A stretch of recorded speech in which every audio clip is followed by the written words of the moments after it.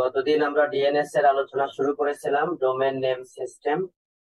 এবং আমরা জানি যে এটা একটা ডিস্ট্রিবিউটেড ডেটাবেস এবং সেন্ট্রালাইজ করতে পারা যায় না, এই কতগুলি প্রবলেম আছে। সিঙ্গেল পয়েন্ট অফ ফেইলার, তারপরে হলো ট্রাফিক ভলিউম একই জায়গায় এসে কনজেশন তৈরি করতে পারে, এবং অনেক দূরবর্তী জায়গায় যদি ওই সেন্ট্রালাইজ ডেটাবেস থাকে তাহলে ল্যাটেন্সি অনেক বেড়ে যাবে। এই ধরনের প্রবলেমের কারণে আমরা ডিস্ট্রিবিউটেড একটা সিস্টেম স্ট্রাকচার ডিএনএস এর ক্ষেত্রে আমরা ইমপ্লিমেন্ট করব। তো এটা তোমরা অলরেডি জেনেছো যে এটা হায়ারার্কিক্যাল ডেটাবেস ডিএনএস মেইনটেইন করা হয়। বেশ কতগুলি রুট ডিএনএস সার্ভারস আছে, এখন পর্যন্ত 14 root servers all across the globe. Unfortunately 13 এর মধ্যে 11 root servers are in North American countries, only one in Europe and one in Asia. So this is a disparity in the internet, current internet. So people are thinking about making it distributed more, and the accessibility and the ownership of the internet will be of all users of the internet across the globe. Means there will be no central controller in administering such important databases. তো root এরকম আমরা একটু পরেই দেখবো কোথায় কোথায় আছে, ম্যাপের মধ্যে দেখবো। তো রুট ডিএনএস সার্ভারের পরেই এইগুলিকে বলি আমরা TLD, top level domain. TLD এর মধ্যে আছে .com, .org, .edu, .net এবং আরো বেশ কতগুলি হলো country domain, .bd, .us, .in, এরকম অসংখ্য কান্ট্রি ডোমেন। এগুলিকে আমরা বলি টপ লেভেল ডোমেন, সংক্ষেপে টিএলডি বলি। টপ লেভেল ডোমেনের নিচে যেগুলি আছে অর্গানাইজেশন, যেরকম yahoo.com, amazon.com, কমার্শিয়াল। অর্গানাইজেশনের মধ্যে pbs.org, এরকম অসংখ্য org ডোমেইন আছে, যেগুলিকে বলছি আমরা অথরিটেটিভ ডোমেইন। অথরিটেটিভ ডোমেইনের পরে local domain, local domain server নামে আরেকটা আছে, সেটাও আমরা দেখব। এখন amazon.com এর এই সার্ভারের যদি কেউ অ্যাড্রেস খুঁজে পায় তাহলে সেখান থেকে আসলে রুট ডিএনএস সার্ভারে যাবে, রুট দেখবে .com এর কাছে আসবে, top level domain, top level domain থেকে তারপরে amazon.com এর সার্ভারকে বুক করবে, সেখান থেকে আইপি অ্যাড্রেস বের করে তারপরে সেই পার্টিকুলার অ্যাড্রেস। কিভাবে নেম থেকে আইপি অ্যাড্রেসে ট্রান্সফার করা হয় সেটাও আমরা, একেবারে প্রোটোকল মডেল কি সেটাও আমরা একটু পরে দেখব। তো এই সমস্ত ক্ষেত্রে আমাদের ক্লায়েন্ট গুলি হলো করে কি একটা কোয়ারি তৈরি করে। ক্লায়েন্টের একটা কোয়ারি থাকে রুট সার্ভারের কাছে, তার উপরে ভিত্তি করে আমরা ঠিক করি যে কিভাবে করে এই ডেটাগুলি পার্টিকুলার ইন্টেন্ডেড যে ইউজার আছে তার কাছে এটিকে পাঠিয়ে দেওয়া যায়। এবং এটা অ্যামাজন হোক, ইয়াহু হোক বা অন্য কোনো ওআরজি ডোমেনের হোক, সবই কোয়ারি সেখান থেকে দিয়ে আমরা করেসপন্ডিং রিডাইরেক্টিং করতে পারি। তো এই ধরনের আইপি অ্যাড্রেস আসলে আমরা ইউজাররা মনে রাখি না। আইপি অ্যাড্রেস হলো এই ডিএনএস সার্ভার মনে রাখে, ডিএনএস সার্ভার ডেটাবেস মেইনটেইন করে। আমরা মনে রাখি এই রকমের নিউমনিক নাম, হিউম্যান ফ্রেন্ডলি নাম, এরকম অসংখ্য নাম আমাদের পক্ষে মনে রাখা সম্ভব। কিন্তু আইপি অ্যাড্রেস দিয়ে যদি মনে রাখতে হতো তাহলে 2, 4, 5টা মনে রাখার পরে আমরা টায়ার্ড হয়ে যেতাম। ওই সংখ্যা মনে রাখা আসলে সম্ভব না। এই জন্য কমফোর্টেবিলিটি বিচার করে এবং মানুষের জন্য যেন এটা বলা, ব্যবহার করা, কমার্শিয়াল ইউজ করা ইত্যাদির জন্য আরো সুবিধাজনক হয়, এজন্য নিউমেরিক নেম ব্যবহার করা হয়েছে।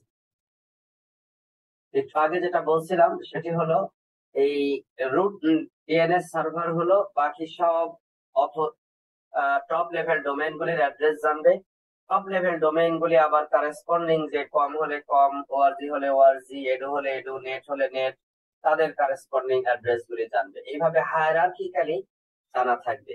বিষয়টা অনেকটা এরকম যে আমি এখান থেকে চিঠি পাঠাইতে চাচ্ছি নিউ ইয়র্কে, আমার ছোট ভাই থাকে, সেই অ্যাড্রেস আমি জানি, এখান থেকে জানি, কিন্তু এই যে ফ্ল্যাট নাম্বার এত, হাউস নাম্বার এত, রোড নাম্বার এত, এরপরে হলো একটা মহল্লা আছে সেইটার নাম এত, এরপরে হলো আমি নিউ ইয়র্কের একটা টাউন আছে টাউনের নাম দিলাম, এরপরে আমি লিখলাম নিউ ইয়র্ক ইউএস। এখন আমি কিন্তু চিনি না জানি না ওই বিল্ডিং কোথায়, ওই কিভাবে যেতে হয় কিছু জানি না। আমি যখন চিঠি লিখে জিপিও তে দিয়ে আসলাম, জিপিওর যে পোস্টমাস্টার ওর কিন্তু ওই কত নাম্বার রোড, কত নাম্বার বাড়ি, এরা কিভাবে যেতে হয় এসব নিয়ে ওর চিন্তা করা দরকার। ওর চিন্তা কি, এইটা কোথায়, আমেরিকায়। তাহলে ও কি করবে, অন্য চিঠিগুলি কোনোটা রাজশাহীর দিকে পাঠিয়েছে, কোনোটা চিটাগংয়ের দিকে পাঠিয়েছে, কোনোটা খুলনার দিকে পাঠিয়েছে, এটা যখনই আমেরিকায় আসলো তখনই ও সে কোনো চিন্তা ভাবনা না করে সে পাঠিয়ে দিলে হলো এয়ারপোর্টে যে পোস্ট অফিস আছে সেইখানে। ওর কিন্তু কর্মকাণ্ড এতটুকু। তাহলে সে কি করবে, তার শুধু জানা লাগবে যেটা আলটিমেট ডেস্টিনেশন কোথায়, অমুক জায়গায়, তাহলে সে এয়ারপোর্টে পাঠায়। এয়ারপোর্টের পোস্টমাস্টার একইভাবে, সে শুধু জানে যে আমেরিকায় যে ফ্লাইট যাবে সেই ফ্লাইটে এই যে চিঠিগুলি যাচ্ছে সেইখানে এটা পাঠাতে হবে, সেভাবে সে প্যাকেজ করে দিল। তারপরে ওইখানে যাওয়ার পরে ওরকম ভাবে ধীরে ধীরে ধীরে ধীরে হায়ারার্কি চলে যাবে। এখানে ওরকম রুট সার্ভারটা জানবে এইগুলির অ্যাড্রেস,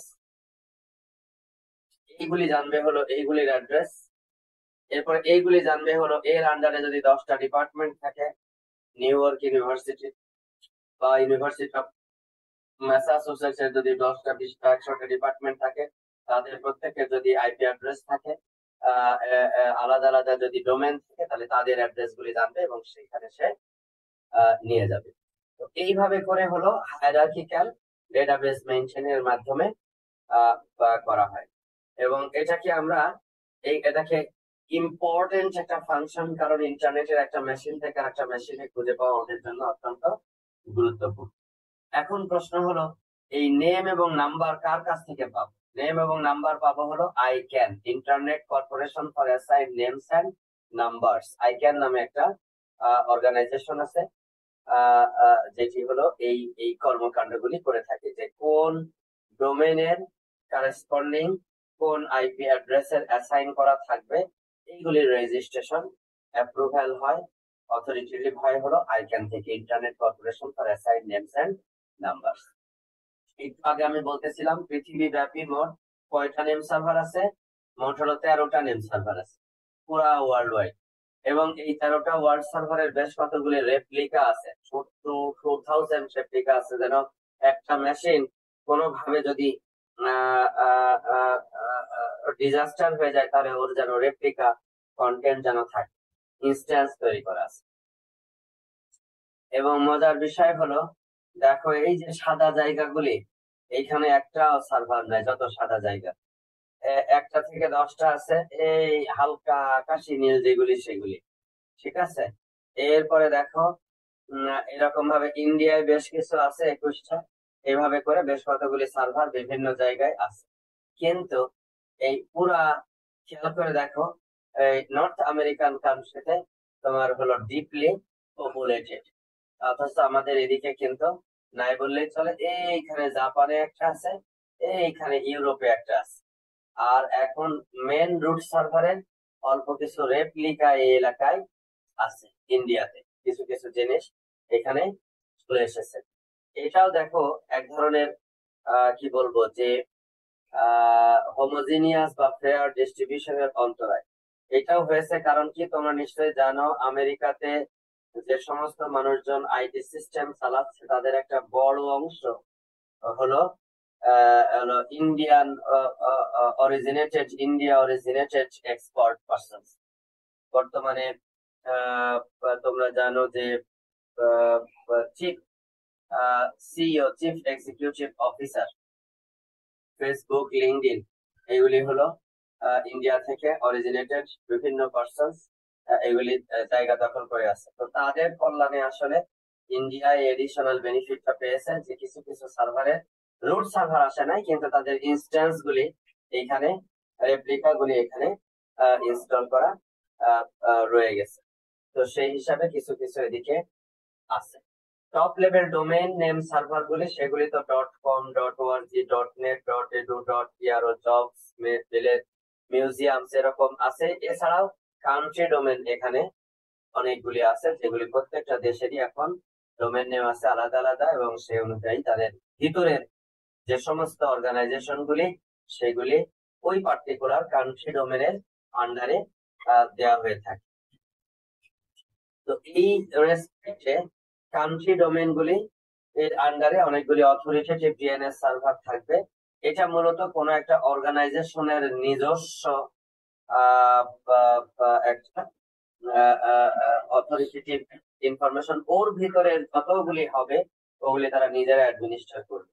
যত যত নেম হবে, আইপি অ্যাড্রেস হবে, সবগুলি তারা নিজেরা অ্যাডমিনিস্ট্রেট করবে। That means Yahoo direct communicate করবে আইক্যানের সাথে, এবং সেখান থেকে তাদের যে কারেসপন্ডিং আইপি অ্যাড্রেস দরকার, ডোমেন নেম দরকার, সেগুলি সব নিয়ে আসবে। কিন্তু ওখান থেকে নিয়ে আসার পরে তার আন্ডারে mail.yahoo.com বা এই ধরনের admin.yahoo.com, এই ধরনের বিভিন্ন যদি তারা accounts.yahoo.com, এই ধরনের বিভিন্ন যদি তারা ইয়ে তৈরি করে, সাবডোমেন তৈরি করে, তাহলে তার আইপি অ্যাড্রেস অ্যাসাইনমেন্ট, তার নেম ম্যানেজমেন্ট ইত্যাদি করবে হলো ইয়াহু নিজে। এই জন্য এটা অথরিটেটিভ শব্দটা বলা হচ্ছে, যে এর আন্ডারে যারা আছে তাদের ম্যানেজমেন্ট অ্যাডমিনিস্ট্রেশন পুরো এই অর্গানাইজেশনের হাতে থাকবে। তো সেই অর্থে এইগুলির জন্য সার্ভিস প্রোভাইডার হলো এইটা, ওর জন্য সার্ভিস প্রোভাইডার এইটা, ওর জন্য সার্ভিস প্রোভাইডার হলো এইটা। So hierarchical service management system সেখানে ইমপ্লিমেন্ট করা হবে। এখন দেখো, একটা ডিএনএস যখন কোয়ারি করা হয় কোন একটা মেশিন থেকে, তার মানে তুমি যখনই ব্রাউজারে লিখতেছো www.download.com লিখে যখনই এন্টার দিচ্ছ, সাথে সাথে কিন্তু ডিএনএস ফাংশন হয়ে যাচ্ছে। কি প্রাইমারি ডিএনএস সার্ভার কোনটা, তোমার মেশিন কমিউনিকেট করতেছে, তার কাছে রিকোয়েস্ট পাঠিয়ে দিচ্ছে তোমার লোকাল ডিএনএস সার্ভারের কাছে, যে এইটার আইপি অ্যাড্রেস কত সেটা বের করে দাও। তোমার কিছু করা লাগছে না, আর তোমার হয়ে তোমার ওইখানে যে নেটওয়ার্ক প্রোটোকল আছে সেটি এই কাজটা করে নিচ্ছে, এবং সঙ্গে সঙ্গে সে খুঁজে বের করবে ট্রান্সলেশনের পেয়ার, যে আইপি অ্যাড্রেস নেম থেকে কিভাবে আইপি অ্যাড্রেস খুঁজে বের করা যায়, এবং একটা হায়ারার্কিক্যাল অর্ডারে ফরওয়ার্ডিং করবে। এর দুইটা স্ট্র্যাটেজি আছে, একটা হলো ইটারেটিভ স্ট্র্যাটেজি, আর একটা হলো রিকার্সিভ স্ট্র্যাটেজি। আমরা দুইটাই আজকে পড়বো, এবং লোকাল ডিএনএস সার্ভার যদি খুঁজে পেতে পারে তাহলে ডেফিনেটলি সেগুলি সম্পর্কে আইপি কনফিগ /all দিলে লোকাল ডিএনএস সার্ভারের অ্যাড্রেস সহ চলে আসে, এবং সেগুলি আমরা দেখতে পারি। এইখানে প্রথমে দেখো ইটারেটিভ কোয়ারি কিভাবে করা হয় সেইটা। একটা এক্সাম্পল মনে করো, এই dns.newyorkuniversity.edu এর আন্ডারের একটা মেশিন engineering.nyu.edu, এখান থেকে একটা রিকোয়েস্ট যাচ্ছে কিসের জন্য, ধরো ইউনিভার্সিটি অফ ম্যাসাচুসেটস এর এই সিএস ডিপার্টমেন্টের ওয়েবসাইটের যেটা অ্যাড্রেস সেটা খুঁজে বের করতে চাচ্ছে। তাহলে সে প্রথম মেসেজটা দিল, 1 number query, I don't know this address, this is the name of the name server, please send me this one. তো এইটা তখন পাঠালো। এইটা পাঠানোর পরে ইটারেটিভ যদি কোয়ারি হয়, সে কি করবে, রুট ডিএনএস সার্ভারের কাছে পাঠাবে। রুট ডিএনএস সার্ভার বলবে যে এইটা তো আমার কাছে নাই, তুমি অমুকের সাথে যোগাযোগ করো, বলে দিবে তুমি অমুকের সাথে যোগাযোগ করো। তখন এই রিপ্লাই মেসেজটা এই লোকাল ডিএনএস সার্ভারের কাছে পাঠাবে। Local DNS server root DNS সার্ভারের পরামর্শ অনুযায়ী এই টপ লেভেল ডোমেনের সাথে যোগাযোগ করবে।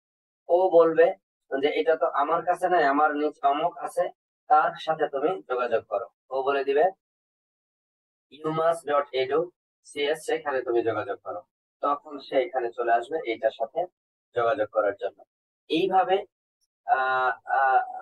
একের পর এক হায়ারার্কিক্যালি যদি পথ দেখায়, একটু আগে আমরা যেটা দেখলাম ঠিক ওইরকম, এই যে এখানে যেটা হায়ারার্কি, এই যে এখান থেকে যেটা দেখলাম, এখানে যদি কাউকে খুঁজে পেতে চাই আমরা, তাহলে ও এখানে রুট ডিএনএস সার্ভারের কাছে, রুট ডিএনএস সার্ভার বলবে এর কাছে খুঁজো। ও আবার এখানে মেসেজ পাঠাবে, ও বলবে আমার আন্ডারে তো অনেকেই আছে, এদের কাছে নাই, অমুকের কাছে খুঁজো।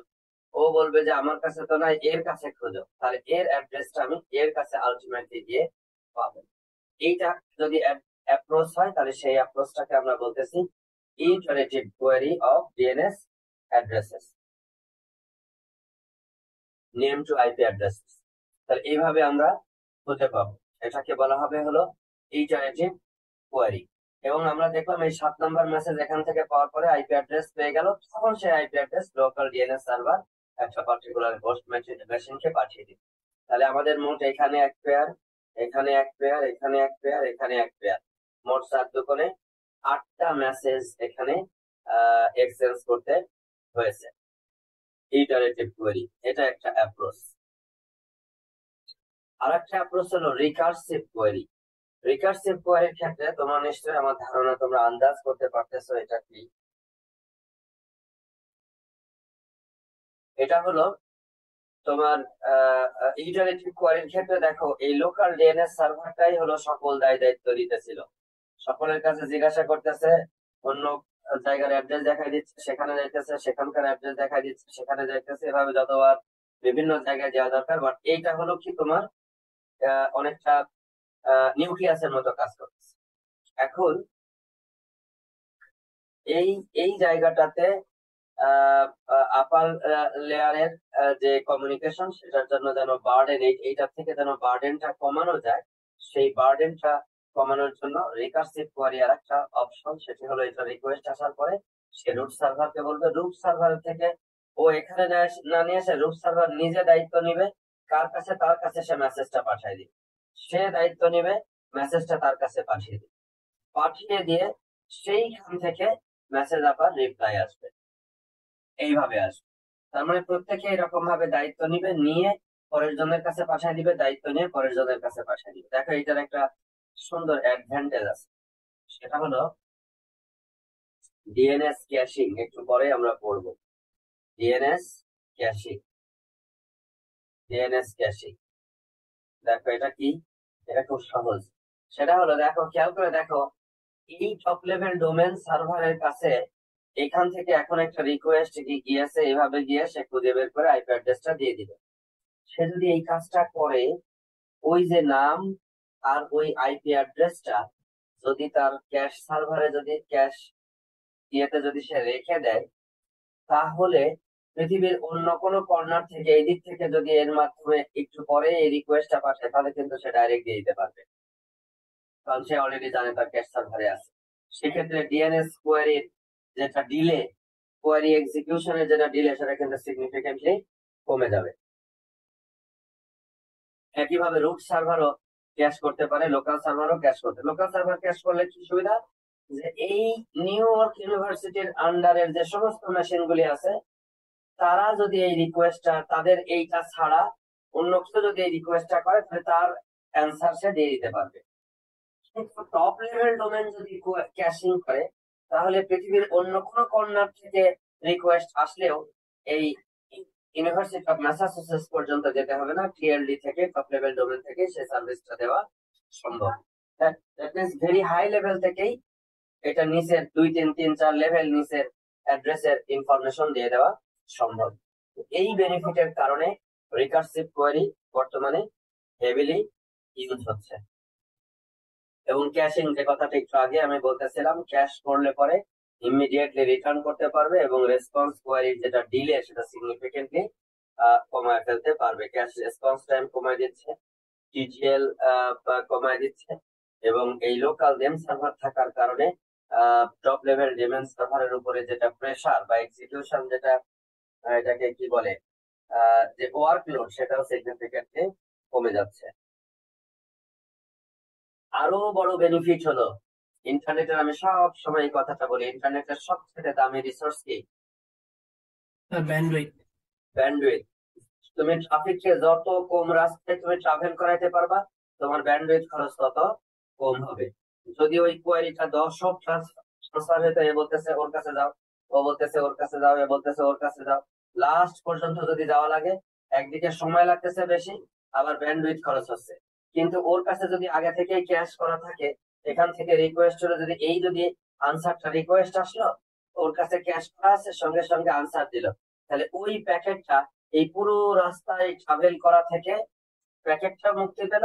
এই পুরো রাস্তায় ট্রাভেল করতে হলে যে পরিমাণ ব্যান্ডউইথ খরচ হইতো, এনার্জি খরচ হইতো, এক্সিকিউশন রিসোর্স খরচ হইতো, সমস্ত খরচ থেকে কিন্তু রক্ষা পাওয়া গেল।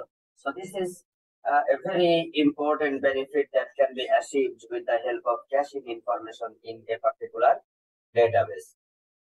এই জন্য এই জিনিসটা সবসময় তোমরা মাথায় রাখবা। এরপরে দেখো, যদি কখনো cache entry out of date হয়ে যায়, মানে অনেক আগে নিয়ে আসছে, তাহলে তো আসলে প্রবলেম হবে। ওই জন্য এর সাথে একটা টাইম টু লিভ টিটিএল দিয়ে দেওয়া হয়, এবং এই টিটিএল হলো কি করবে, এক্সপায়ার করবে। এবং এই ডিএনএস প্রোটোকলটার কিন্তু আন্ডারলাইন যেটা ট্রান্সপোর্ট লেয়ার প্রোটোকল, সেটা কিন্তু ইউডিপি, ইউজার ডেটাগ্রাম প্রোটোকল, যেটা আসলে এর আগেও আমি বলেছি, এটা আসলে কি করে, বেস্ট ডিফল্ট সার্ভিস প্রোভাইড করে। ডিএনএস কিন্তু এইচটিটিপি বা এসএমটিপি যে আমরা পড়ে এসেছি, ওরা যেরকম আন্ডারলাইন ট্রান্সপোর্ট লেয়ার প্রোটোকল হলো টিসিপি, কিন্তু ডিএনএস এর ক্ষেত্রে এটা কিন্তু ইউডিপি। কারণ এর একটা প্যাকেট হারাই গেলে এটা এমন কোনো কঠিন না, আবার পেরিওডিক্যালি পাঠাবে, আবার পাবে। এখানে কোনো ইউজারের ইনফরমেশন লস হচ্ছে না, এটা ম্যানেজমেন্ট ইনফরমেশন এখানে পাঠানো হচ্ছে। কাজেই সেই বিষয়গুলি আমাদের মাথায় রাখতে। তো ডিএনএস এর রেকর্ড, এটা একটু জেনে নাও তোমরা, ডিএনএস এর রেকর্ড কিভাবে স্টোর করা হয়। তোমরা জানো যে ডিএনএস হলো আমাদের এই যে নেম রাখতেছে, এগুলিকে প্রত্যেকটা রেকর্ডকে আমরা রিসোর্স রেকর্ড বলি। একটা হলো নেম, নেম মানে হলো এই যে ডোমেন নেম www.download.com, ওরকম নেম। একটা হলো ভ্যালু আইপি অ্যাড্রেস, আর একটা হলো কি ধরনের রেকর্ড, আর হলো টিটিএল এর ভ্যালু কত। টিটিএল বলতে আসলে এই ভ্যালুটার ভ্যালিডিটি কতক্ষণ পর্যন্ত থাকবে, লাইফ টাইম কতক্ষণ থাকবে। টাইপ কি কি রকমের আছে, এ রেকর্ড বলা হয় যেগুলি হলো হোস্ট নেম এবং আইপি অ্যাড্রেস ডাইরেক্টলি কানেক্ট করা হবে। এনএস রেকর্ড বলা হয় নেম সার্ভার যেগুলি, নেম সার্ভার যেগুলি সেইগুলির অ্যাড্রেসের জন্য এনএস রেকর্ড বলা হয়। হোস্ট নেম থেকে অথরিটেটিভ নেম সার্ভারের যে ভ্যালু থাকবে, সেই ভ্যালুতে এখানে থাকবে হলো ডাইরেক্ট আইপি অ্যাড্রেস, আর এইখানে থাকবে হলো এই অথরিটেটিভ ডোমেন নেমের যেটা করেসপন্ডিং যেটা নাম, সেইটা। তার মানে নেম আবার ভ্যালু মানেও আবার নেম, কিসের ক্ষেত্রে, এনএস এর ক্ষেত্রে। আর এ টাইপ রেকর্ড যদি হয়, তাহলে এইটা হলো নেম, আর এই ভ্যালু মানে হলো আইপি অ্যাড্রেস। আর এনএস টাইপের রেকর্ড মানে নেম মানে একটা ডোমেন নেম, আর ভ্যালু মানে হলো ওর যেটা অথরিটেটিভ নেম সার্ভার, সেটার অ্যাড্রেস থাকবে যদি এনএস রেকর্ড হয়। একইভাবে ক্যানোনিক্যাল নেম, সেদিন তোমাদের সাথে আলোচনা করেছিলাম, ক্যানোনিক্যাল নেম বা এলিয়াস নেম রাখা হয়। সেই যেরকম ibm.com, আমি ব্রাউজারে লিখে দিলাম www.ibm.com, লিখে এন্টার দিলাম, আসলে ভিতরে যে সার্ভার আছে এই সার্ভারের নাম আসলে এইটা, সার্ভার is.backup2.ibm.com। আমি হয়তো যে সার্ভিস পাচ্ছি এইটা থেকে পাচ্ছি। আবার আমেরিকা থেকে যদি ibm.com লিখে কেউ এন্টার দেয়, সে হয়তো বা সার্ভার west.backup2.ibm.com। অস্ট্রেলিয়া থেকে যেটা পাচ্ছে সেটা হয়তো বা backup1.ibm.com। এরকম বহু নেম সার্ভার আইবিএম এর প্রয়োজন, কারণ সারা বিশ্ব থেকে সার্ভিস দিচ্ছে। গুগলের বহু নেম সার্ভার প্রয়োজন বিভিন্ন কর্নারের মানুষকে সার্ভিস দেওয়ার জন্য। এই জন্য ক্যানোনিক্যাল নেমটা গুরুত্বপূর্ণ। ঠিক আছে, ব্যক্তি একজনই আব্দুর রহিম, কিন্তু আমি করিম বলে ডাকলে ওই একই জায়গায় যাওয়া যায়। আরেকজন আরেক নামে ডাকছে, আরেকজন আরেক নামে ডাকছে, ক্যানোনিক্যাল অনেকগুলি নাম আছে, সেগুলি নাম দিয়ে তাকে কল করা যাচ্ছে। তো এইখানে ভ্যালুটা হবে হলো ক্যানোনিক্যাল নেম, আর এখানে নেমটা যেটা হবে সেটা হলো কি অ্যাকচুয়াল নেম। তো এই দুইটা হলো এখানে মেনটেন করবো। আর একটা হলো রেকর্ড, একটা হলো নেম সার্ভার এনএস, এ হলো হোস্ট নেম আইপি অ্যাড্রেস, যেটাকে হোস্ট অ্যাড্রেস বলতেছি। এটা হলো ক্যানোনিক্যাল নেম, সি নেম বলি আমরা রেকর্ড। এটা এমএক্স রেকর্ড, এইটার মতো, এটা যেরকম নেম সার্ভারের রেকর্ড, এটা এরকম মেল সার্ভারের রেকর্ড। এসএমটিপি মেল সার্ভার যদি হয়ে থাকে, তাহলে মেল সার্ভারের নাম, আর ভ্যালু হলো আসলে ওই এই পার্টিকুলার মেল সার্ভার যেটা অ্যাসোসিয়েটেড থাকবে, সেটা হলো মেল সার্ভার। তাহলে একটা হলো হোস্টের নেম, একটা হলো মেল সার্ভারের নেম। আমি এখানে একটা এক্সাম্পল দিয়ে দিচ্ছি, তাহলে তুমি সুন্দর এটা মেনটেন করতে পারবা। মনে করো একটা নতুন স্টার্টআপ কোম্পানি, নাম হলো নেটওয়ার্ক ইউটোপিয়া। ওরা একটা ডিএনএস রেজিস্টার করলো নেটওয়ার্ক ইউটোপিয়া.com নামে। তাহলে দেখো ওদের এ রেকর্ড যেটা, সরি এনএস রেকর্ড যেটা, সেটা কি করেছে দেখো, নেটওয়ার্ক ইউটোপিয়া.com আর ওর ডিএনএস প্রাইমারি অথরিটেটিভ ডিএনএস সার্ভারের নাম দিয়ে দিয়েছে ভ্যালু আকারে dns1.networkutopia.com। তাহলে এইটা হলো নেম ফিল্ড, এইটা হলো ভ্যালু ফিল্ড, এইটা হলো টাইপ ফিল্ড। টাইপ কি? এনএস, নেম সার্ভার রেকর্ড, কমা আর একটা ছিল কি টিটিএল। টিটিএলটা অপশনাল, মনে রাখবা। টিটিএলটা কি? অপশনাল। অপশনাল। এই ধরনের জায়গায় টিটিএলটা দেয় নাই, কারণ এইটা লাইফ টাইম নাই, সার্বক্ষণিক এটা থাকবে ফিক্সড। একইভাবে dns.networkutopia.com, এটা হলো এখন নেম, আর তার আইপি অ্যাড্রেস কত সেইটা। আর এটা কি টাইপের রেকর্ড? এই টাইপের রেকর্ড। তার মানে দেখো, কেউ যদি networkutopia.com দিয়ে সার্চ দেয়, তাহলে তার নেম সার্ভারে আসবে। নেম সার্ভারে আসলে নেম সার্ভারের এই ভ্যালু হোস্টের নামটা পেয়ে যাবে।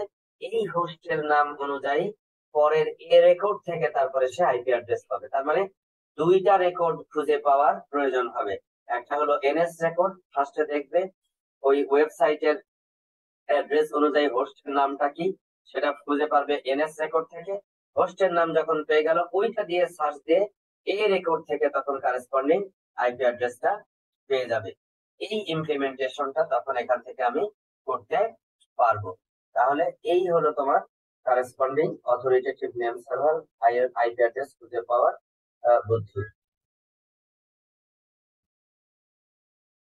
এখন দেখো, অনেকেই ডিএনএস কে অ্যাটাক করে। ডস অ্যাটাক মানে Daniel of service attack. Daniel of service attack, কেউ যদি সার্ভিসটাকে ডিসরাপ্ট করতে চায়, ব্যবহার করতে দিবে না। আমরা ফার্স্ট চ্যাপ্টারের শেষের দিকে এটা পড়েছি। এবং ডিস্ট্রিবিউটেড অনেকগুলি যদি এরকম রগ মেশিন, আনঅথরাইজড মেশিন, প্রসেস, এগুলি যদি একসাথে কোহোর্টেডলি কোনো ডিএনএস সার্ভারকে বিজি করে রাখে, সেখান থেকে অ্যাকচুয়াল সার্ভারের অ্যাকচুয়াল ক্লায়েন্টের রিকোয়েস্ট গুলিকে প্রসেস করতে বাধা প্রদান করে, তখন সেটাকে আমরা বলি distributed denial of service attack. So এটার জন্য ডিএনএস এ ট্রাফিক ফিল্টারিং করতে হয়, ক্যাশিং করার ক্ষেত্রে রুট সার্ভার গুলিকে বাইপাস করা হয়। এই ধরনের বিষয়গুলিকে ইমপ্লিমেন্ট করে এগুলিকে করা হয়। Man in the middle attack একটা আছে, সেগুলিকেও রিডাইরেক্ট করা হয়।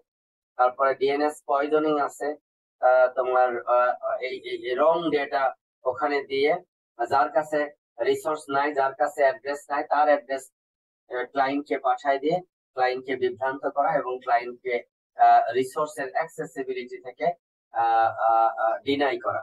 এই ধরনের বিভিন্ন ধরনের অ্যাটাক আছে। সিকিউরিটি কোর্সে তোমরা বিস্তারিত এগুলি পড়তে পারবা। এইগুলি ইস্যুস এদের সাথে আছে, এগুলি জাস্ট আমরা জানার জন্য এখানে একটু আলোচনা করলাম। সো ডিডস অ্যাটাক এবং অন্যান্য অ্যাটাক এই পার্টিকুলার জায়গায় আছে, যেগুলি আমাদেরকে স্টাডি করতে হবে। তো চ্যাপ্টার 2 আজকে আমরা শেষ করলাম। চ্যাপ্টার 2 তে আমরা বেশ কতগুলি খুব ইম্পর্টেন্ট টপিক আমরা পড়েছি।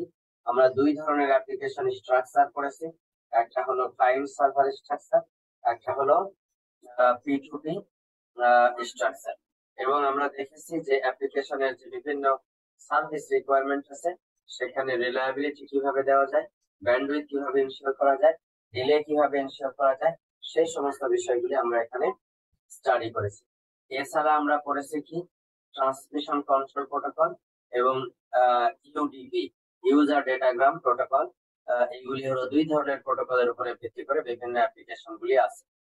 স্পেসিফিক প্রোটোকল গুলির মধ্যে আমরা দেখেছি এইচটিটিপি, এসএমটিপি, এগুলি হলো টিসিপির উপরে দাঁড়িয়ে আছে, ট্রান্সপোর্ট লেয়ার প্রোটোকল টিসিপির উপরে, কিন্তু ডিএনএস আছে হলো ইউডিপির উপরে, এবং এগুলির বিস্তারিত ওয়ার্কিং প্রিন্সিপল আমরা পড়েছি।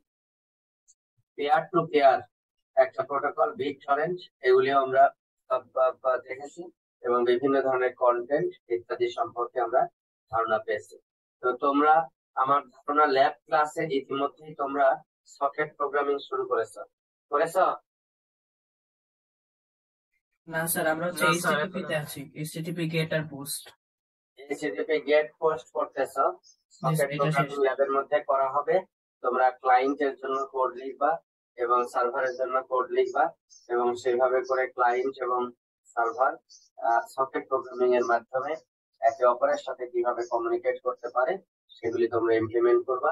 এবং এই জিনিসগুলি আমরা যখন কোর্স ডিজাইন করেছি গত 2 সপ্তাহ আগেও করেসপন্ডিং স্যারের সাথে আমার কথা হয়েছে, এগুলি সব ওনারা ইনক্লুড করবেন। এবং আমরা মেসেজ ফরম্যাট, হেডার এবং ডেটা পেলোড, পেলোড বলি আমরা, পেলোড শব্দটা বললেই বুঝবো অ্যাকচুয়াল ডেটা যেটা আমরা সোর্স থেকে ডেস্টিনেশনে ট্রান্সফার করতেছি, সেই ডেটাটা বলতে আসলে আমরা এখানে পেলোড বোঝাই। তো এইগুলি সম্পর্কে তোমাদের ডেটা পাঠাইতে হবে। এরপরে যেটা আমরা সেন্ট্রালাইজ নাকি ডিস্ট্রিবিউটেড আর্কিটেকচার ব্যবহার করব সেটা আমরা দেখেছি। স্টেটলেস এবং স্টেটফুল, স্টেটলেস প্রোটোকল দেখেছি এইচটিটিপি, স্টেটফুল প্রোটোকল দেখেছি আমরা এফটিপি। স্কেলাবল করার জন্য কি কি করতে হবে সেগুলি নিয়ে আমরা আলোচনা করেছি। রিলায়েবিলিটি, ডেটা ট্রান্সফার করতে হলে কি ধরনের প্রোটোকল ব্যবহার করতে হবে সেটা আমরা দেখেছি। নেক্সট চ্যাপ্টার যেটা, সেইখানে আমরা টিসিপি পড়বো। সেই টিসিপি পড়তে গিয়ে আমরা দেখবো যে রিলায়েবিলিটি কিভাবে ইনশিওর করা হয়। সোর্স থেকে ডেস্টিনেশনে ডেটা ট্রান্সফার করার সময় কোনো প্যাকেট যদি হারিয়ে যায় তাহলে সেটা কিভাবে উদ্ধার করা যায় বা সেটার ম্যানেজমেন্ট কি হতে পারে সেটা নিয়ে আমরা পড়বো। এবং এখনকার সময়ে কমপ্লেক্সিটি গুলি এখন এজে নিয়ে আসা হচ্ছে এবং সেন্ট্রাল রাউটার গুলি থেকে এই কমপ্লেক্সিটি এখন আবার সরায় নিয়ে কমপ্লেক্সিটি হ্যান্ডলিং গুলি এজে যেন ট্রান্সফার করা যায় সেটা ব্যবস্থা করা হচ্ছে two decrease the load of the computation at the network core. এবং এই ডেটা প্লেন এবং কন্ট্রোল প্লেনের ফাংশনালিটি গুলিকে আলাদা করে সেটিকে ইমপ্লিমেন্ট করা হয়েছে। এই হলো আজকের আমাদের চ্যাপ্টার 2 সম্পর্কিত যে কন্টেন্ট ছিল সেটি। এখন আমি তোমাদেরকে একটা ধারণা দিব, যেটা সেটা হলো আগামী দিন যে আমাদের ক্লাস টেস্ট হবে, সেই ক্লাস টেস্টের সময় কি কি জিনিস আমাদেরকে প্রস্তুতি নিতে হবে এবং এই সম্পর্কিত আমরা একটা এটাকে কি বলে, এই সম্পর্কিত আমরা একটা যে যে যে হোমওয়ার্ক আছে সেটি নিয়ে আমরা এখন একটু আলোচনা করব। প্রথম আমি যদি বইয়ে চলে যাই চ্যাপ্টার 2 তে, তাহলে তোমাদেরকে প্রথমে আমি চ্যাপ্টার 2 এর যে এক্সারসাইজ এরিয়া আছে, চ্যাপ্টার 2 এর যেটা এক্সারসাইজ এরিয়া আছে সেখানে গেলে আমি তোমাদেরকে দেখাইতে পারবো। তোমরা কি আমার বইয়ের কন্টেন্ট দেখতে পাচ্ছ? না স্যার। আমি শেয়ার করতেছি, এখনই শেয়ার করতেছি। একটু আমি উপরে যাই, page up, page up, page up, page up, page up, page up.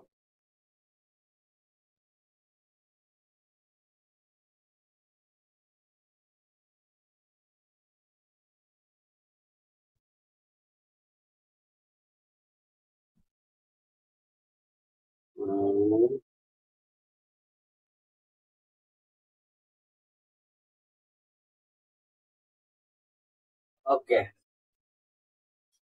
Right.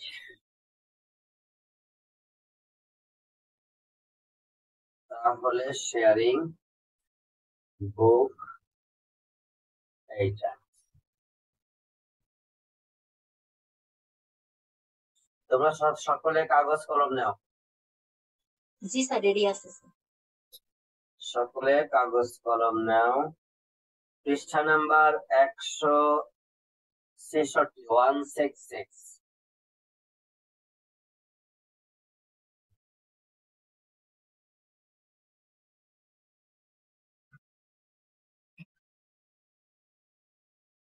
R4 এইটার আনসার লিখবা হোমওয়ার্ক অ্যাসাইনমেন্ট হিসাবে।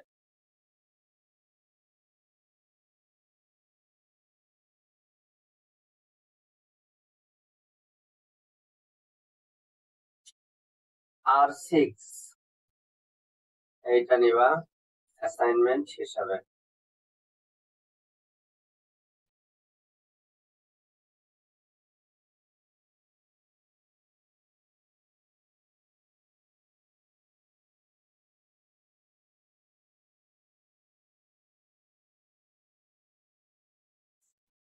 R12 এইটা নিবা অ্যাসাইনমেন্ট হিসাবে।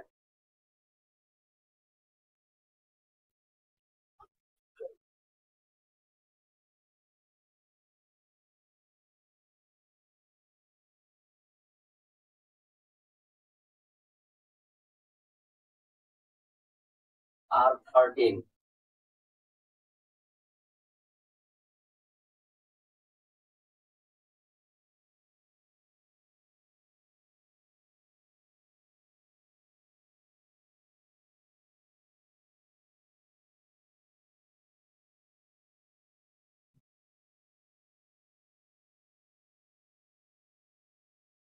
R16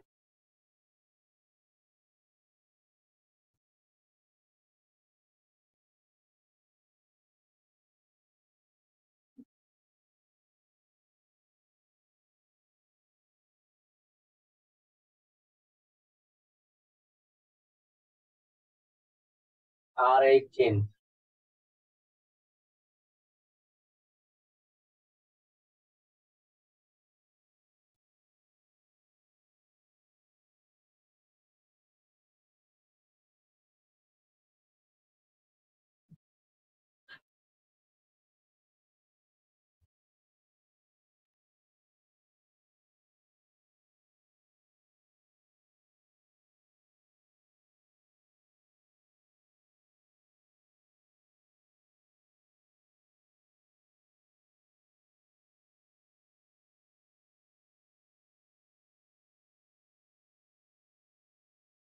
R26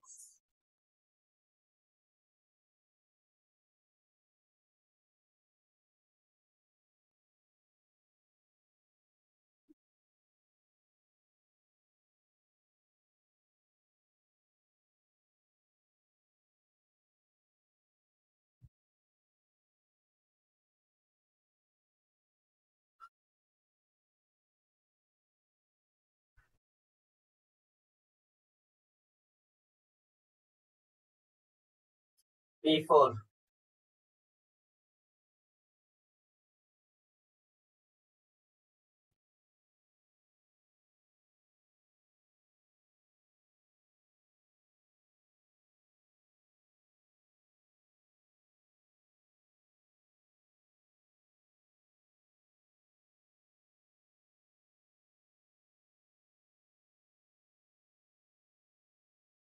P7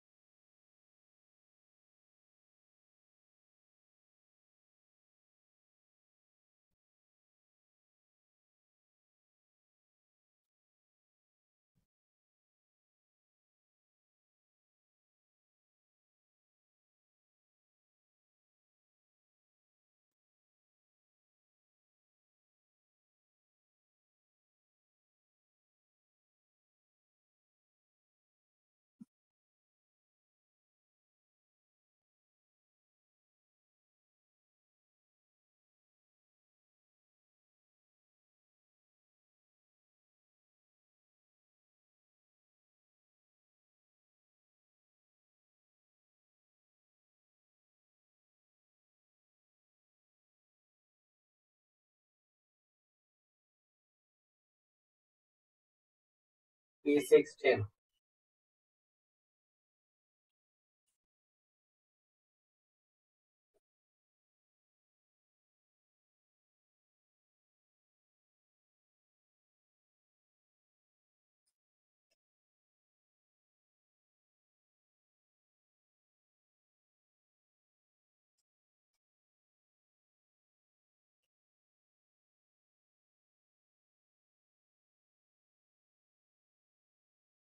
P20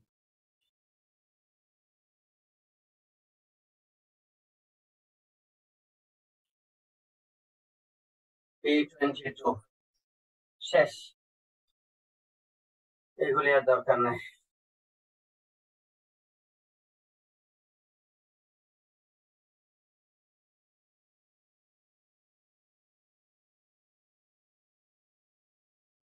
note down করেছো? জি স্যার। করা হয়েছে স্যার। এগুলি এগুলি সব তোমরা দেখে নিবা এবং সব এক্সারসাইজ করবা, এবং এইবারে অ্যাসাইনমেন্টটা জমা দিবা হলো হাতে লিখে করে, এরপরে ক্যাম স্ক্যানার দিয়ে ছবি উঠায় পাঠায় দিবা। স্যার হার্ড কপি দিতে হবে না? হার্ড কপি এবার দিতে হবে না, ওই ক্লাসরুমে দিয়ে দিবা, ঠিক আছে? Okay sir. Okay sir. Type করে দেওয়া যায় না কোনোভাবে? না না না না না না না, টাইপ করে দেওয়া যাবে না, হাতে লিখবা, সবগুলি হাতে লিখবা। এগুলি রাস্তাঘাট আমরা চিনি, বুঝছো? তোমরা ছাত্ররা কোন রাস্তায় হাঁটতে চাও, শর্টকাট রাস্তা, এগুলি আমরা চিনি। এগুলি হাঁটবা না ওই সমস্ত রাস্তায়, নিজে করবা, নিজে প্রবলেম সলভ করবা। যার সাথে ডিসকাস করা দরকার করবা, কোনো অসুবিধা নাই, কিন্তু প্রবলেম গুলি সব নিজে সলভ করবা, নিজে হাতে করবা।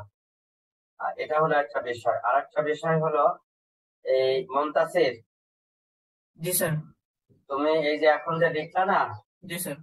ওই লেখাটা একটা ছবি উঠাও, ওকে স্যার। ছবি উঠায় আমার কাছে পাঠিয়ে দাও। আচ্ছা স্যার, মেইল করে দিন। জানো তুমি? জি স্যার। আমার ইমেল অ্যাড্রেসে পাঠিয়ে দাও, আচ্ছা স্যার। ঠিক আছে? সে অনুযায়ী আমি ক্লাসরুমে অ্যাসাইনমেন্ট ক্রিয়েট করে দিব, তোমরা এগুলি করো। আমি সময় দিচ্ছি, তুমি সময় হলো তোমার আগামী সপ্তাহের মধ্যে করে দিলেই হবে। আজকে কি বার? মঙ্গলবার। মঙ্গলবার। সোমবার পর্যন্ত আমি টাইম দিচ্ছি, আগামী সোমবার রাতের মধ্যে এটা দিলেই হয়ে যাবে। তো সেটা তোমরা করো। আচ্ছা, এটা গেল হলো একটা। আর দুই হলো, আগামী পরশুদিন ক্লাস কোথায় হবে? স্যার অফলাইনে হবে, কিন্তু রুম নাম্বারটা বলেননি এখন। রুম নাম্বারটা আমি ক্লাসরুমে বলে দিব। এটা ঠিক 8টার সময়, 8টার 5 মিনিট আগেই তোমরা কিন্তু ডিপার্টমেন্টে চলে আসবা, ঠিক আছে? বি বিল্ডিং এ। আমি Okay, sir. আমি আমি ক্লাসরুমে পোস্ট করে দিব। আমি একটু পরেই অফিসে ওরা আসুক, ওদের সাথে কথাবার্তা বলে এরপরে আমি জানাই দিচ্ছি। এইটা চলে আসবা, এবং তোমাদের এই যে ক্লাস টেস্টটা হবে, সেই সময়টাতে তোমরা প্রথম চ্যাপ্টার আর দ্বিতীয় চ্যাপ্টারের উপরে হবে, ঠিক আছে? এই প্রথম দুইটা চ্যাপ্টারের উপরে যে ধরনের টপিক গুলি আমি ক্লাসে পড়িয়েছি, সেই টপিক গুলির উপরেই সরাসরিও কিছু কোশ্চেন থাকবে, ডেফিনেশন বা ডিফারেন্সেস, তারপর কিছু কারণ দর্শানো, তারপরে ছোট ছোট ছোট কিছু ম্যাথমেটিক্স আমি করিয়েছি, সেইগুলির সলিউশন, আর বিভিন্ন ধরনের ডিজাইন। আর এই যে হোমওয়ার্কে যে ধরনের প্রবলেম দিলাম, হুবহু এখান থেকেও একটা দুইটা থাকবে। আর এই ধরনের এইগুলি যদি করতে পারো, প্লাস ক্লাসের গুলি যদি করতে পারো, তাহলে তোমাদের যে কম্পিটেন্সি অ্যাচিভ হবে, সেই কম্পিটেন্সি অ্যাপ্লাই করে যেগুলি দেওয়া লাগবে সেগুলিও তোমরা পারবা বলে আমার বিশ্বাস। স্যার কত মার্কের পরীক্ষা হবে?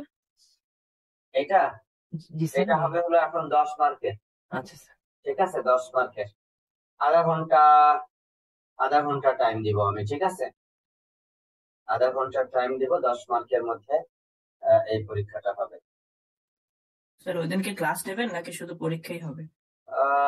কিছু আলোচনা করব, সময় থাকলে, যদি সময় পাই কিছু আলোচনা করব, ঠিক আছে?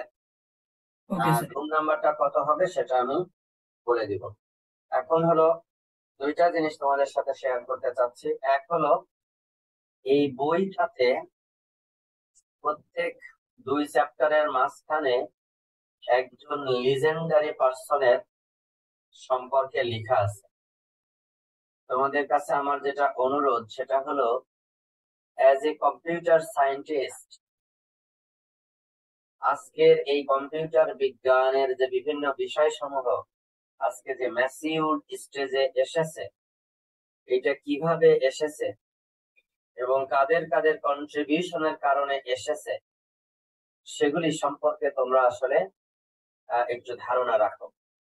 এবং এইটা অত্যন্ত গুরুত্বপূর্ণ, এবং কাদের কন্ট্রিবিউশনের কারণে আজকে আমরা একটা এনহ্যান্সড স্টেজে আমরা এসেছি, সেগুলি আসলে আমাদের জানা দরকার। দেখো, টিম বার্নার্স লি, এই ভদ্রলোককে ওয়ার্ল্ড ওয়াইড ওয়েবের জনক বলা হয়। সম্ভবত ইন্টারনেটের যত অ্যাপ্লিকেশন আমরা ব্যবহার করছি তার মধ্যে world wide web HTTP protocol হলো সবচেয়ে বেশি আমরা ব্যবহার করছি, তাই না? এবং জি স্যার। আনফরচুনেটলি এতদিন আমরা জানতাম না যে এই ওয়ার্ল্ড ওয়াইড ওয়েব কে ইনভেন্ট করেছে, কে আবিষ্কার করেছে। আমরা ছোটবেলায় জেনেছি বিদ্যুৎ কে আবিষ্কার করেছে, তাই না? কারণ বিদ্যুৎ আমরা ব্যবহার করি। রেডিও কে আবিষ্কার করেছে এটা আমরা জানি, কিন্তু আজকাল এই বিদ্যুৎ কে আবিষ্কার করেছে, চুম্বক কে আবিষ্কার করেছে, রেডিও কে আবিষ্কার করেছে, এইটুকু জ্ঞানের মধ্যে সীমাবদ্ধ থাকলে আসলে চলবে না। আমাদেরকে জানতে হবে পৃথিবী, এআই জনককে জানতে হবে, মেশিন লার্নিং জনককে জানতে হবে, ওয়ার্ল্ড ওয়াইড ওয়েবের জনককে আমাদের জানতে হবে। কারণ এগুলি আমাদের লাইফকে এখন খুব বেশি কি করতেছে, এফেক্ট করতেছে, খুব বেশি এফেক্ট করতেছে। তো এগুলি সম্পর্কে আমাদের আসলে জানতে হবে। 1989 উনি যখন সার্ন ল্যাবে কাজ করেন তখন এরকম internet base distributed information management সিস্টেমের একটা ধারণা দিয়েছিলেন, যেটা পরবর্তীতে এইচটিটিপি প্রোটোকলে আবির্ভূত হয়, হাইপার টেক্সট ট্রান্সফার প্রোটোকল। এবং ওই একই সালে 1989 সালে উনি একটা client server successfully communication implement করেছিলেন। এবং উনি পরবর্তীতে 2016 সালে টিউরিং অ্যাওয়ার্ড পেয়েছেন for inventing the world wide web. আমরা কি তাকে চিনি? This is fundamentally important. First web server উনি তৈরি করেছিলেন। এবং এই ওয়েব আজকে যে স্কেল হয়েছে সেটি সম্পর্কে আসলে আমাদের ধারণা থাকা দরকার। এবং পরবর্তীতে উনি একটা ফাউন্ডেশন তৈরি করেছিলেন, world wide web foundation, WWW foundation, ওটারও উনি কো ফাউন্ডার। এবং আলহামদুলিল্লাহ উনি এখনো বেঁচে আছেন। এবং কোথায় লেখাপড়া করান? উনি ইউনিভার্সিটি অফ অক্সফোর্ড এর প্রফেসর। কোথাকার professor? University of Oxford. Oxford এর প্রফেসর কম্পিউটার সায়েন্স। এবং প্রফেসর এক CS, computer science, artificial intelligence and machine learning laboratory at MIT. এমআইটির ফুল মিনিং কি? Massachusetts institute of technology. Good, Massachusetts institute of technology পৃথিবীর বুকে computer science and engineering শিক্ষার জন্য তীর্থস্থান বলা হয়। সবচাইতে হাইয়েস্ট র্যাঙ্কিং ইউনিভার্সিটি হলো এটা। এবং তোমরা যাদের মনের মধ্যে একটু খেদ আছে যে প্রাইভেট বিশ্ববিদ্যালয়ে পড়তেছি, পাবলিক বিশ্ববিদ্যালয়ে চান্স পাইলাম না, পড়তে পারলাম না, মনের মধ্যে অনেক দুঃখ, আমার বন্ধু করিম, আব্দুল্লাহ, মর্জিনা, এরা সব পাবলিক বিশ্ববিদ্যালয়ে পড়ে, ইত্যাদি ইত্যাদি। এমআইটি কিন্তু প্রাইভেট ইউনিভার্সিটি। এমআইটি কি টাইপের ইউনিভার্সিটি? Private university. পৃথিবীর বহু হাই র্যাঙ্ক ইউনিভার্সিটি কিন্তু প্রাইভেট ইউনিভার্সিটি। কাজেই তোমাদের এইগুলি মনের মধ্যে কোনো শঙ্কা নিয়ে আসার কোনো কারণ নাই। এই ভদ্রলোককে তারা ইন্টারভিউ করেছে, বুঝছো? যে আপনি তো অরিজিনালি একজন ফিজিসিস্ট ছিলেন, তাহলে ফিজিক্স এর সাথে নেটওয়ার্কিং এর সম্পর্ক কি? এটা ওনাকে একটা কোশ্চেন করেছে। আনসারটা উনি কি লিখেছেন এখন আর আমি পড়লাম না, তোমরা একটু পড়বা। এরপরে হলো আপনাকে কোন বিষয়টা আপনাকে ইনফ্লুয়েন্স করেছে নেটওয়ার্কিং এর বিষয়ে স্পেশালাইজেশন অর্জন করার ব্যাপারে। তো উনি এখানেও লিখেছেন যে আমি যখন ফিজিক্স ডিগ্রি নিলাম তখন আমি দেখলাম যে টেলিকমিউনিকেশন রিসার্চ কোম্পানিগুলি আসলে নেটওয়ার্ক ছাড়া কিছুই না। বিভিন্ন ডিভাইসের মধ্যে কমিউনিকেশন করে এবং একে অপরের কাছ থেকে ডেটা পাঠায়। এবং সেই ডেটা কমিউনিকেশন সিস্টেমই হার্ডওয়্যার বেসড লজিকের চেয়ে এটাকে কিভাবে মাইক্রোপ্রসেসর বেসড লজিকে কনভার্ট করা যায় সে বিষয়ে আমি চিন্তা চেতনা করেছি। এবং সেটাই আমাকে এক জায়গা থেকে আরেক জায়গায় ডেটা ট্রান্সফারের যে সমস্ত reliable system, heavily comfortable system মানুষের এক্সপেকটেশনের মধ্যে থাকতে পারে, সেইটা থেকে আমি এই চিন্তা চেতনাগুলি ডেভেলপ করেছি। সেগুলি কিন্তু তারা এটা করেছে। এরকম professional what people have inspired you professionally, এটা একটা সুন্দর কোশ্চেন। মানুষের মধ্যে একটা পর্যায়ে গেলে প্রফেশনাল কিছু দায়বদ্ধতা তৈরি হয়। সেই প্রফেশনাল যে অ্যাকাউন্টেবিলিটি, সেইটা থেকে আসলে মানুষ অনেক নতুন জিনিস তৈরি করে। এবং যে সমস্ত মানুষের কাছ থেকে এই যে ভেনবার বুশ, তারপরে এলেন বার্ড, তারপর টেড নেলসন, এইসব সমস্ত মানুষের কাছ থেকে যে উনি শিখেছেন, তাদেরকেও কিন্তু উনি কি করতেছেন, উনি স্বীকার করতে নিছেন, who had similar dreams in their time but had not had the benefit of the existence for personal computers and the internet to be able to realize it. চিন্তা চেতনা করেছিলেন কিন্তু সেগুলি রিয়েলাইজ করতে পারেননি, বাট উনার লাইফে এটা উনি করতে পেরেছেন এবং এটা একটা যুগান্তকারী পরিবর্তন হয়েছে in the history of the internet. সেই বিষয়গুলি আসলে ফান্ডামেন্টালি ইম্পর্টেন্ট। এই জন্য এই শিক্ষাটা আমাদের নিতে হবে এবং সে অনুযায়ী আমাদের যে কর্ম পরিকল্পনা গ্রহণ সেটা আমাদের করতে হবে।